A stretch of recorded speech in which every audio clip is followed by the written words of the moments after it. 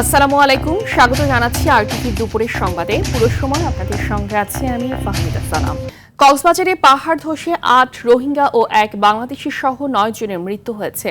টানা ভারী বৃষ্টিতে উখিয়ার জামতলী, কুতুব আলম ও বালুখালী রোহিঙ্গা ক্যাম্পে পৃথক ৩টি পাহাড় ধসের ঘটনায় নারী ও শিশুসহ ৮ জন নিহত হন। এর মধ্যে জামতলী ক্যাম্পে একই পরিবারের ৩ জন, কুতুব আলম ক্যাম্পে এক শিশু এবং বালুখালী ক্যাম্পে নারী ও শিশুসহ ৪ জন প্রাণ হারান।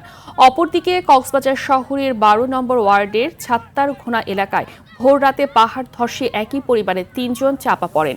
স্থানীয়রা তাদের উদ্ধার করে হাসপাতালে নিলে আলী আকবর নামে একজনকে মৃত ঘোষণা করেন চিকিৎসক।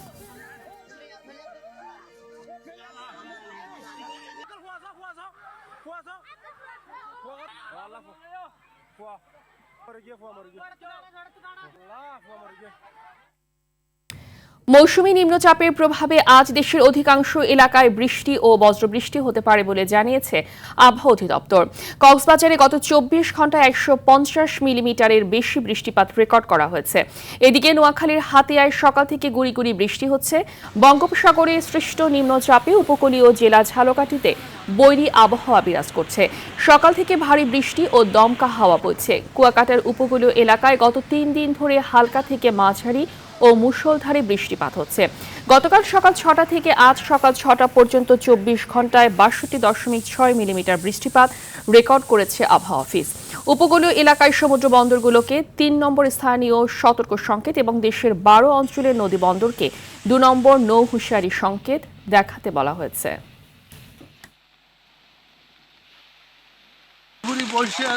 ব্যবহার চলতে আছে, কোনো টিকিট নাই, কিছু নাই। আমরা তো ঘুরি ঘুরি কোনো পয়সাই দেই না। মুশকিল হয়ে পড়ে সন্মুখী বেশ চলমুখী হমু। হ্যাঁ, মেরাই জানেন ভাই, কোনো ইনকাম নাই। বন্যার আবাস দেখাচ্ছে, রোডে প্যাকেট দেয়, আমরা রিক্সা নিয়ে বেরিয়ে হয়েছি। কামাল দিকে রোডে তো কোনো লোকজনই নেই, বাসা থেকে কেউ এই বৃষ্টির মধ্যে বাইরে নাই। নিম্নচাপে উপকূলীয় অঞ্চলে সর্বশেষ পরিস্থিতি জানাতে পটুয়াখালী রাঙ্গামালী থেকে সরাসরি যুক্ত হচ্ছেন সহকর্মী আয়ুব খান। আয়ুব, মৌসুমী নিম্নচাপের প্রভাবে এখন সাগরের অবস্থা কেমন দেখছেন এবং এই মুহূর্তে জেলেরা কোথায় অবস্থান করছেন জানাবেন। জি, আপনাকে ধন্যবাদ। আসলে সাগরে লঘুচাপটি আসলে নিম্নচাপে পরিণত হওয়ার ফলে কিন্তু সাগর এই মুহূর্তে উত্তাল রয়েছে। আমি এই মুহূর্তে রয়েছি রাঙ্গাবালির চরমন্তা যে খেয়াঘাট রয়েছে, সেই খেয়াঘাটে। আপনি ঠিক আমার দেখতে পাচ্ছেন আমার পিছনে কিন্তু যে দক্ষিণ বঙ্গোপসাগরের যে মোহনাটি রয়েছে, সেই মোহনাটি কিন্তু এই মোহনাইতে দেখলেই বোঝা যায় যে এইটা সাগর কতটা উত্তাল রয়েছে। বলছিলেন আপনি যে জেলেদের কথা, আমরা গত ২ থেকে ৩ দিন ধরে দেখছি যে চরমন্তা সহ রাঙ্গাবালির বিভিন্ন ঘাটে মৎস্য ট্রলারগুলো কিন্তু অবস্থান করছে। ঠিক এই মুহূর্তেও কিন্তু সাগর থেকে একটি ট্রলার নিরাপদে স্থানে আসার একটি চিত্র আপনাদেরকে ক্যামেরা পার্সোনার মাধ্যমে দেখানোর চেষ্টা করছি। এছাড়া শতে শতে ট্রলার কিন্তু ইতিমধ্যে চরমন্তাজ বিভিন্ন ঘাটে অবস্থান করছেন। জেলেরা বলছেন যে ৫৮ দিনের যে নিষেধাজ্ঞা ছিল, সেই নিষেধাজ্ঞা শেষে তারা কাঙ্ক্ষিত যে ইলিশ আহরণ করতে সাগরে গিয়েছিলেন, তারা কিন্তু সেই কাঙ্ক্ষিত ইলিশে শিকার না করতে পেরে আবহাওয়া খারাপ থাকায় পুনরায় কিন্তু তারা ঘাটে অবস্থান করছেন। পায়রা সমুদ্র বন্দরে ৩ নম্বর সতর্কতা সংকেত থাকার কারণে তারা কিন্তু ঘাটেই এই মুহূর্তে অবস্থান করছে। এতে কিন্তু অনেক জেলেরা তারা কর্মহীন হয়ে পড়বে বলে আমাদেরকে তারা জানিয়েছেন। এছাড়া যদি একটু বলে রাখি যে এই মুহূর্তে কিন্তু জোয়ার বইছে। আপনারা ঠিক ক্যামেরা পার্সনের মাধ্যমে দেখছেন যে সাগরের যে জোয়ারের যে পানি, সেটি কিন্তু গতকালকের তুলনায় কিন্তু একটু বৃদ্ধি আমরা দেখতে পাচ্ছি। এই মুহূর্তে আরো জোয়ারের আবাসের পানি বৃদ্ধি পাওয়ার একটা সম্ভাবনা রয়েছে বলেও আমাদেরকে জেলেরা বা স্থানীয়রা জানিয়েছেন। আপনার মাধ্যমে আরো একটি বিষয় আমি যদি একটু জানিয়ে রাখি, আপনারা জানেন যে এই মুহূর্তে কিন্তু আমন মৌসুম চলছে। সেক্ষেত্রে কিন্তু বিভিন্ন জায়গায় কিন্তু এই মুহূর্তে যে বীজতলা রয়েছে, সেগুলো কিন্তু পানিতে প্লাবিত হয়েছে। এই বর্তমান এই মুহূর্তে যে আবহাওয়ার পরিস্থিতি যদি একটু জানিয়ে রাখি, সকাল থেকেই কিন্তু ভারী বৃষ্টিপাত হচ্ছিল। এই মুহূর্তে বৃষ্টি না থাকলেও মেঘ কিন্তু মেঘাচ্ছন্ন রয়েছে। আর একটু বিষয় যদি আপনাকে যুক্ত করি, সেটা হলো যে পটুয়াখালীর যে রাঙ্গাবালী উপজেলা রয়েছে, সেটি কিন্তু আসলে দুর্যোগপূর্ণ একটি এলাকা। এখানে কিন্তু আগে থেকে বিভিন্ন বেড়িবাঁধ, যে বেড়িবাঁধগুলো কিন্তু নাজুক রয়েছে, সেই নাজুক বেড়িবাঁধ দিয়ে কিন্তু স্বাভাবিক যে জোয়ারের পানি, সেটি যদি বৃদ্ধি পায় তাহলে কিন্তু প্লাবিত হওয়ার সম্ভাবনা রয়েছে। আসলে এই ছিল আমার কাছে সর্বশেষ পটুয়াখালীর রাঙ্গাবালী থেকে। ধন্যবাদ আপনাকে। Saudi crown prince Mohammed bin সালমানের পক্ষ থেকে বাংলাদেশের প্রধানমন্ত্রীকে সৌদি আরব সফরের জন্য একটি আনুষ্ঠানিক আমন্ত্রণপত্র হস্তান্তর করা হয়েছে। প্রধানমন্ত্রী তারেক রহমান এই আমন্ত্রণ গ্রহণ করেছেন বলে জানিয়েছেন পররাষ্ট্র উপদেষ্টা হুমায়ুন কবির। সোমবার দুপুরে পররাষ্ট্র মন্ত্রণালয় সংবাদ সম্মেলনে তিনি একথা বলেন। তিনি বলেন, সৌদি আরবের ক্রাউন প্রিন্স মোহাম্মদ বিন সালমানের সুবিধাজনক সময়ে বাংলাদেশ সফরে আসার জন্য অত্যন্ত আগ্রহী। বাংলাদেশের বেসরকারি খাত এবং সরকারি খাতে বিনিয়োগ করার ব্যাপারে সৌদি আরব আগ্রহ প্রকাশ করেছে, যা দ্বিপাক্ষিক সম্পর্কের ক্ষেত্রেও তাৎপর্যপূর্ণ মুহূর্ত বলে জানান পররাষ্ট্র উপদেষ্টা। His Highness the Crown Prince of Saudi Arabia. Saudi crown prince Mohammed bin সালমানের পক্ষ থেকে বাংলাদেশের প্রধানমন্ত্রীকে সৌদি আরব সফরের জন্য আনুষ্ঠানিক আমন্ত্রণপত্র হস্তান্তর করেছেন সৌদি রাষ্ট্রদূত। প্রধানমন্ত্রী তারেক রহমান এই আমন্ত্রণ গ্রহণ করেছেন। সৌদি ক্রাউন প্রিন্স মোহাম্মদ বিন সালমানও সুবিধাজনক সময়ে বাংলাদেশ সফরে আগ্রহী। সৌদি আরবের সাথে একটি স্ট্র্যাটেজিক সহযোগিতা ও পার্টনারশিপ গড়ার ব্যাপারে বাংলাদেশ অত্যন্ত ইতিবাচক। His Excellency Mohammed bin Salman. প্রধানমন্ত্রী জনাব তারেক রহমানের সঙ্গে সৌজন্য সাক্ষাৎ করেছেন international agency for prevention of blindness IAPB এর প্রধান নির্বাহী কর্মকর্তা পিটার হল্যান্ড। সকাল 11:30 বাংলাদেশ সচিবালয়ের মন্ত্রিপরিষদ বিভাগে এই সাক্ষাৎ অনুষ্ঠিত হয়। সাক্ষাতে বাংলাদেশের চক্ষু সেবার উন্নয়ন, অন্ধত্ব প্রতিরোধ, দৃষ্টি প্রতিবন্ধকতা হ্রাস এবং এ খাতে পারস্পরিক সহযোগিতা বৃদ্ধির বিভিন্ন বিষয় নিয়ে আলোচনা হয়। এ সময় স্বাস্থ্য প্রতিমন্ত্রী ডক্টর এম এ মুহিত উপস্থিত ছিলেন। পরে বাংলাদেশ সচিবালয়ে আয়োজিত এক ব্রিফিংয়ে স্বাস্থ্য প্রতিমন্ত্রী ডক্টর এম এ মুহিত এবং IAPB এর প্রধান নির্বাহী কর্মকর্তা মিস্টার পিটার হল্যান্ড বৈঠকে বিভিন্ন দিক তুলে ধরেন।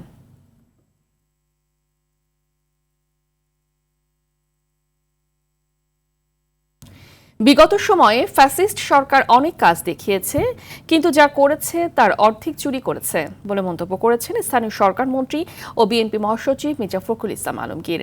তিনি বলেন, অতীতে ধ্বংস হয়ে যাওয়া প্রতিষ্ঠান, নষ্ট হয়ে যাওয়া আস্থা ও বিশ্বাস ফিরিয়ে আনতে কাজ করছে সরকার। রাজধানীর ওসমানী স্মৃতি মিলনায়তনে জাতীয় পল্লী উন্নয়ন দিবস উপলক্ষে আয়োজিত আলোচনা সভায় তিনি এসব কথা বলেন। মন্ত্রী আরও বলেন, প্রধান সমস্যা যতটা মুখে বলা হয়, কাজে ততটা করা হয় না। গ্রামের জনগণের আয় বৃদ্ধি না হলে সরকারের উন্নয়ন চেষ্টা কোনো কাজে আসবে না বলেও মন্তব্য করেন তিনি।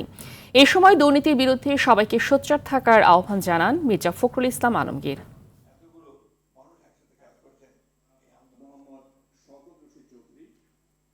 বিগত সময়ে ফ্যাসিস্ট সরকার তারা অনেক কাজ করার চেষ্টা করেছে, দেখিয়েছে, কিন্তু যা কাজ করেছে তার অর্ধেক চুরি করেছে, তাই না? এবং আমাদের গ্রাম বলুন, প্রতিষ্ঠান বলুন, সবগুলোকে ধ্বংস করে দিয়েছে। আমরা তো দীর্ঘদিন আপনার রাজনীতির এই জেল জুলুর মধ্যে থেকে এখন যখন গ্রামে গেছি, গিয়ে দেখি যে রাস্তাঘাট নাই। সরকার দেশের শিল্প কারখানাগুলোতে জ্বালানি সংকট নিরসনে ক্রাশ কার্যক্রম চালু করেছে বলে জানিয়েছেন বাণিজ্য ও শিল্পমন্ত্রী খন্দকার আব্দুল মুক্তাদির।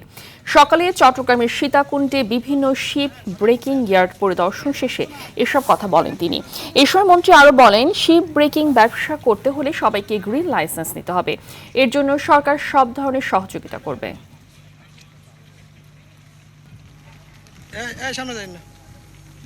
জ্বালানির ব্যাপারটা আমরা উত্তরাধিকার সূত্রে পেয়েছি। এটা সমাধানটা এত সহজ না, কারণ আমরা যে পরিমাণ গ্যাস ব্যবহার করি এখন প্রায় 1600 MMCFD আমাদের শর্টেজ থাকে। ইচ্ছা করলেও এটা নাটকীয়ভাবে বৃদ্ধি করা যাবে না। সরকার বিভিন্ন ক্র্যাশ প্রোগ্রাম নিয়ে চিন্তা করছে, আমরা কিছু ফিজিবিলিটি স্টাডি করছি, দ্রুত কি উপায়ে অধিকতর গ্যাসের যোগান দেওয়া যায়, এগুলো নিয়ে আমরা কাজ করছি।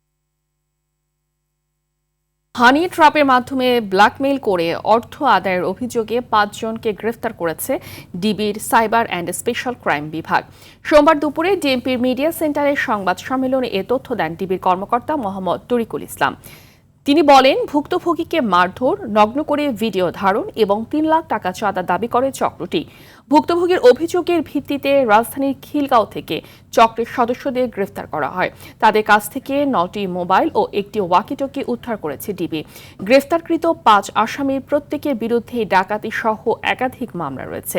চক্রটি মূলত ব্যবসায়ী ও চাকরিজীবীদের টার্গেট করে ফাঁদ পাতত বলে জানায় ডিবি। তো ফ্ল্যাটে প্রবেশ করার কিছুক্ষণ পরপরই খুব অল্প সময়ের মধ্যেই অতি দ্রুত সেখানে আরও 4 জন লোক উপস্থিত হয়। তারা উপস্থিত হয়ে এই ভুক্তভোগীকে বেধড়ক মারপিট করে, ওই নারীর সাথে তার কিছু আপত্তিকর ভিডিও ধারণ করে। আসামিরা ভুক্তভোগীর কাছে 3 লাখ টাকা চাঁদা দাবি করে। ব্যাংক হিসাব থেকে মোট 1,10,000 টাকা আত্মসাৎ করে। ঢাকার ধামরাইয়ের কালামপুরে আবাসিক গ্যাসের পর্যাপ্ত সরবরাহের দাবিতে ঢাকা আরিচা মহাসড়ক অবরোধ করেছেন স্থানীয়রা। সকাল 9টার দিকে শুরু হওয়া অবরোধ মহাসড়কের দুপাশে দীর্ঘ যানজটের সৃষ্টি হয়। পরে উপজেলা প্রশাসনের অনুরোধে প্রায় 2.5 ঘণ্টা পর মহাসড়ক ছেড়ে দেন আন্দোলনকারীরা। তাদের অভিযোগ 2 বছর ধরে পর্যাপ্ত গ্যাস পাচ্ছেন না উপজেলার গোয়ালদি, বাটুলিয়া, মহিষাসী সহ বিভিন্ন এলাকার গ্রাহকরা। এই সময় গ্যাসের স্বাভাবিক সরবরাহ নিশ্চিত করা, গ্যাস না থাকলে বিল মওকুফ সহ আবাসিক সংযোগে মিটার স্থাপনের দাবি জানান আন্দোলনকারীরা।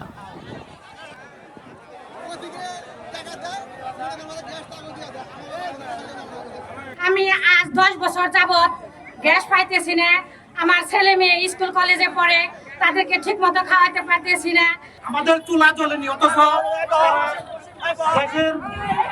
গ্যাসের বিল দাবি করতেছে। আমাদের এই গ্যাসের বিল মওকুফ করতে হবে।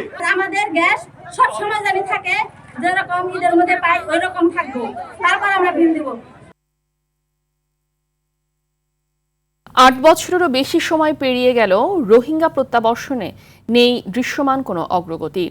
একাধিক ক্ষমতার পালাবদল হলেও কূটনৈতিক উদ্যোগ, আন্তর্জাতিক সহযোগিতা ও দ্রুত প্রত্যাবাসনে সফল হতে পারেনি কেউই।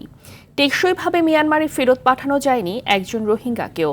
এই দীর্ঘসূত্রিতায় চাপ বাড়ছে দেশের অর্থনীতি, পরিবেশ, আইনশৃঙ্খলা ও সীমান্ত নিরাপত্তার উপর। প্রশ্ন উঠছে, আর কতদিন এই সংকটের বোঝা একাই বইবে বাংলাদেশ? শাকিলা করিমের প্রতিবেদন। রোহিঙ্গা প্রত্যাবাসনের প্রতিশ্রুতি ছিল, বৈঠক ছিল, চুক্তি ছিল, অথচ 8 বছরেও শুরু হয়নি কার্যকর প্রত্যাবাসন। মানবিক সংকট সামাল দিতে গিয়ে কূটনৈতিক ব্যর্থতার ভার আজও বহন করছে বাংলাদেশ। 2017 সালে আসা রোহিঙ্গাদের আশ্রয় দিয়ে আন্তর্জাতিক প্রশংসা কুড়ালেও প্রত্যাবাসনে অগ্রগতি আনতে পারেনি তৎকালীন সরকার। আন্তর্জাতিক পরিমণ্ডলে ধর্ণা দিয়েও চাপ তৈরি করা যায়নি মিয়ানমারের ওপর। প্রধান বাধা হচ্ছে যে মিয়ানমারে রোহিঙ্গাদের প্রত্যাবর্তনের এখনও অনুকূল পরিবেশ তৈরি হয়নি এবং রাজনৈতিকভাবেও তারা এদেরকে গ্রহণ করার জন্য আমার মনে হয় এখনও প্রস্তুত নয়, যদিও মুখে তারা বলে। সবচেয়ে বড় সমস্যা হচ্ছে যে ওখানে জায়গা একটা হচ্ছে তারা রাজনৈতিকভাবে এটাকে গ্রহণ করতে কতটা প্রস্তুত সে ব্যাপারে নিশ্চিত নই আমরা। আর দ্বিতীয় হচ্ছে যে রোহিঙ্গারাও অনুকূল পরিবেশ ওখানে আছে বলে মনে করে না। রোহিঙ্গাদের দীর্ঘমেয়াদী অবস্থানে কক্সবাজার অঞ্চলের নিরাপত্তা, মাদক পাচার, বন উজাড় সহ সর্বোপরি স্থানীয় অর্থনীতির ওপর চাপ বেড়েছে। বিশ্লেষকদের মতে তাদের প্রত্যাবাসনে দরকার আরও কঠোর ও ফলপ্রসূ কূটনৈতিক কৌশল। আমরা তো ওদেরকে জোর করে ফেরত পাঠাতে পারবো না, তাই না? সো আমার মনে হয় যে সেটা আন্তর্জাতিকভাবে এই ইস্যুটাকে জিয়ে রেখে এবং আশেপাশের ইনফ্যাক্ট দক্ষিণ পূর্ব এশিয়ার যে দেশগুলো আছে এবং যে দেশে রোহিঙ্গারা আছে এখন অবস্থান করছে, সব দেশগুলো মিলে একটা সম্মিলিত চেষ্টা করে এটা সমাধান করতে হবে। কিংবা থার্ড কান্ট্রি সেটেলমেন্ট একটা ব্যাপার আছে, কিন্তু কোনো তৃতীয় দেশ তো ওরকম বড় সংখ্যক তাদেরকে নিতে রাজি না, সেটা একটা বড় ব্যাপার। 2017 সালের 25 আগস্ট মিয়ানমার থেকে লাখ লাখ রোহিঙ্গা বাংলাদেশে আশ্রয় নেওয়ার পর থেকে শুরু হওয়া আধুনিক রোহিঙ্গা সংকটের প্রায় 9 বছর পূর্ণ হতে চলেছে। তবে মিয়ানমারে দশকের পর দশক ধরে চলা নিপীড়নের কারণে এই সমস্যার ইতিহাস প্রায় 8 দশকেরও পুরনো। শাকিলা করিম, RTV, ঢাকা। বিশ্বকাপ শুরু হয়েছে প্রায় 1 মাস আগে। এরই মধ্যে বিদায় নিয়েছে ব্রাজিল, জার্মানি, নেদারল্যান্ডসের মতো হট ফেভারিট দলগুলো। তবে সবকিছুই এখন অতীত। ফুটবল বিশ্বের চোখ এখন যুক্তরাষ্ট্রের ডালাসের সবুজ গালিচায়, যেখানে শেষ 16-র সবচেয়ে হাই ভোল্টেজ ম্যাচে বাংলাদেশ সময় রাত 1টায় মাঠে নামতে চলছে আইভেরিয়ান ডার্বির 2 চির প্রতিদ্বন্দ্বী স্পেন ও পর্তুগাল। বিস্তারিত জানাচ্ছেন কাজী মাহিম হাসান। এবার টুর্নামেন্টে অপরাজিত থেকে রীতিমতো উঠছে স্পেন। শেষ ৩২-এ অস্ট্রিয়াকে উড়িয়ে দিয়ে শেষ ১৬তে পা রেখেছে স্প্যানিশ জায়ান্টরা। পুরো টুর্নামেন্টে এখন পর্যন্ত কোনো গোল হজম না করার পাশাপাশি ৮ গোল করে নিজেদের জাত চিনিয়েছে দে লা ফুয়েন্তের শিষ্যরা। প্রথাগত টিকিটাকার খোলস ছেড়ে আক্রমণাত্মক ফুটবল খেলায় স্প্যানিশদের তরুণ লামিনে ইয়ামাল, তোরেসদের নিয়ে গড়া আক্রমণ ভাগ, মাঝমাঠে রদ্রি পেদ্রিদের ক্ষুরোধার পাসিং যে কোনো দলের জন্যই আতঙ্কের নাম। তবে এই আইবেরিয়ান ডার্বির ঠিক আগেই স্প্যানিশ শিবিরে লেগেছে ইনজুরির বড় ধাক্কা। ইয়েরেমি পিনো ও নিকো উইলিয়ামসের মতো তারকাদের ইনজুরি সংকট সামলাতে ফুয়েন্তের রণকৌশলে আসতে পারে বড় পরিবর্তন। কারণ নকআউটের বাঁচা মরার মঞ্চে কোনো ভুল করতে নারাজ ২০১০ সালের চ্যাম্পিয়নরা। স্প্যানিশ শিবিরের ইনজুরির মেঘে পর্তুগাল শিবিরে বইছে ফুরফুরে হাওয়া। কোচ রবার্তো মার্তিনেজের ডাগআউটে কোনো ইনজুরি বা নিষেধাজ্ঞার কালো ছায়া না থাকায় ক্রোয়েশিয়াকে হারিয়ে আত্মবিশ্বাসের তুঙ্গে থাকা পর্তুগিজরা মাঠে নামবে পূর্ণ শক্তি নিয়েই। ক্যারিয়ারের শেষ বিশ্বকাপে ক্রিস্টিয়ানো রোনালদো আরও একবার প্রমাণ করেছে বয়স কেবলই একটা সংখ্যা মাত্র। নিজের শেষ আসরে সোনালি ট্রফিটি একবার ছুঁয়ে দেখতে মরিয়া ৪১ বছর বয়সী এই মহাতারকা। মাঝমাঠে ব্রুনো ফার্নান্দোজ, ভিতিনহা ও নোভেজদের চমৎকার বোঝাপড়ার সাথে রোনালদোর অভিজ্ঞতা, পেড্রো নেতো, রামোস, রাফায়েল লেওদের গতি স্প্যানিশদের কঠিন পরীক্ষার মুখে ফেলবে। কাগজে কলমে স্পেন এগিয়ে থাকলেও নকআউটের মঞ্চে অতীত ইতিহাস শুধুই সংখ্যা মাত্র। বড় মঞ্চের চাপ সামলে যে দল সুযোগগুলো কাজে লাগাতে পারবে তারাই নিশ্চিত করবে কোয়ার্টার ফাইনালের টিকিট। কাজী মাহিম হাসান, RTV। শিশু দিবাযত্ন কেন্দ্র বিশাল নারী গোষ্ঠীকে কর্মসংস্থানের সুযোগ করে দিচ্ছে বলে জানিয়েছেন জিয়া ফাউন্ডেশনের সহসভাপতি ডাক্তার জুবাইদা রহমান। পানি ভবনে শিশুর প্রারম্ভিক যত্ন ও বিকাশ শীর্ষক কর্মশালায় একথা বলেন তিনি। শিশু দিবাযত্ন কেন্দ্রে সার্বজনীন শিক্ষার মাধ্যমে শিশুদের ভবিষ্যৎ গড়ে উঠবে বলে প্রত্যাশা করেন তিনি। এ সময় শিশু ও মহিলা বিষয়ক মন্ত্রী ডাক্তার AZM জাহিদ হোসেন বলেন, শুধু কাগজে কলমে নয়, আগামীর চ্যালেঞ্জ মোকাবেলায় আগামীর ভবিষ্যৎ শিশুদের গড়ে তুলতে কাজ করছে সরকার। মানবিক বাংলাদেশ গড়ে তুলতে সবাইকে ঐক্যবদ্ধ হওয়ার আহ্বান জানান তিনি। ইনশাআল্লাহ মানসম্মত সার্বজনীন প্রাক প্রাথমিক শিক্ষার সুযোগ আর্লি চাইল্ডহুড ডেভেলপমেন্ট করার মাধ্যমে শিশুর জ্ঞান ভিত্তিক ও সামাজিক বিকাশ শক্ত ভিত্তির উপর গড়ে উঠবে। অধ্যাপক আবুল কাশেম ফজলুল হকের স্মৃতি ধরে রাখতে যা যা করণীয় সংস্কৃতি বিষয়ক মন্ত্রণালয়ের পক্ষ থেকে তা করা হবে বলে জানিয়েছেন সংস্কৃতি মন্ত্রী নিতাই রায়চৌধুরী। সকালে বাংলা একাডেমি প্রাঙ্গণে অধ্যাপক আবুল কাশেম ফজলুল হকের মরদেহে শ্রদ্ধা নিবেদন শেষে তিনি কথা বলেন। সমাজে অসাম্প্রদায়িক ও বিজ্ঞান মনস্ক চেতনা ছড়িয়ে দিতে আবুল কাশেম ফজলুল হকের আজীবন ভূমিকা পালন করেছেন বলেও জানান তিনি। পরে বাংলা একাডেমি প্রাঙ্গণে তার দ্বিতীয় জানাজা অনুষ্ঠিত হয়। রবিবার দুপুরে মারা যান বাংলা একাডেমির সভাপতি, প্রাবন্ধিক, গবেষক, সাহিত্য সমালোচক ও সমাজ বিশ্লেষক অধ্যাপক আবুল কাশেম ফজলুল হক। দীর্ঘ 4 দশক ঢাকা বিশ্ববিদ্যালয়ের বাংলা বিভাগের শিক্ষকতা এবং 2024 সাল থেকে বাংলা একাডেমির সভাপতি হিসেবে দায়িত্ব পালন করছিলেন গুণী এই ব্যক্তি। তার প্রবন্ধ, তার গল্প সবই দেশের মানুষের জন্য, স্বাধীনতার জন্য এবং দেশের সার্বভৌম এবং জনগণের কল্যাণে তিনি বলেছেন। একজন অত্যন্ত সচেতন প্রগতিশীল মানুষ এবং সেই প্রগতির ধারাকে তিনি এখানে তার সারাটা জীবন তিনি বিলিয়ে গেছেন। ডিসেম্বরে চূড়ান্ত পরীক্ষা শেষে শিক্ষার্থীদের হাতে নতুন বই তুলে দিতে চায় সরকার। এ ব্যাপারে নভেম্বরের মধ্যে পূর্ণাঙ্গ প্রস্তুতি রাখার নির্দেশ দিয়েছেন প্রধানমন্ত্রী তারেক রহমান। সকালে সচিবালয়ে প্রধানমন্ত্রীর সঙ্গে পাঠ্যপুস্তক প্রকাশ কার্যক্রমের অগ্রগতি পর্যালোচনা সংক্রান্ত সভা শেষে গণমাধ্যমকে এই কথা জানিয়েছেন শিক্ষামন্ত্রী আ.ন.ম এহসানুল হক মিলন। তিনি জানান, ছাপাখানার চ্যালেঞ্জ বিষয়ক ইস্যুতে প্রস্তুত আছে সরকার। টেন্ডার প্রক্রিয়া চলমান আছে জানিয়ে মন্ত্রী বলেন, দ্রুত বই ছাপানোর কাজ শুরু করতে আগস্টের শুরুতেই কার্যাদেশ দেয়া হবে। কারিকুলামে কিছুটা পরিমার্জন আসছে জানিয়ে মন্ত্রী বলেন, এবার আলাদা আলাদা শ্রেণীতে 4টি নতুন বই আসছে। আরেক প্রশ্নের উত্তরে ভাষা শিক্ষা বিষয়টিতে শিক্ষক নিয়োগ চ্যালেঞ্জিং বলে মন্তব্য করেন শিক্ষামন্ত্রী। আমরা আশা করছি যে ডিসেম্বরের যে ফাইনাল এক্সাম হবে তখনই তাদের হাতে আমরা বইগুলি পৌঁছে দেব।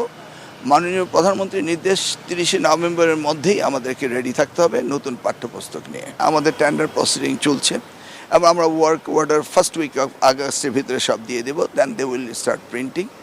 আর এই বিষয়ে যা তদারকি করার দরকার রয়েছে তা আমাদের মন্ত্রণালয়ের টিম রয়েছে, এনসিটিভি রয়েছে, এবং আমরা সম্পূর্ণ প্রস্তুত আগামী দিনে সুন্দরভাবে বই দেওয়ার জন্য।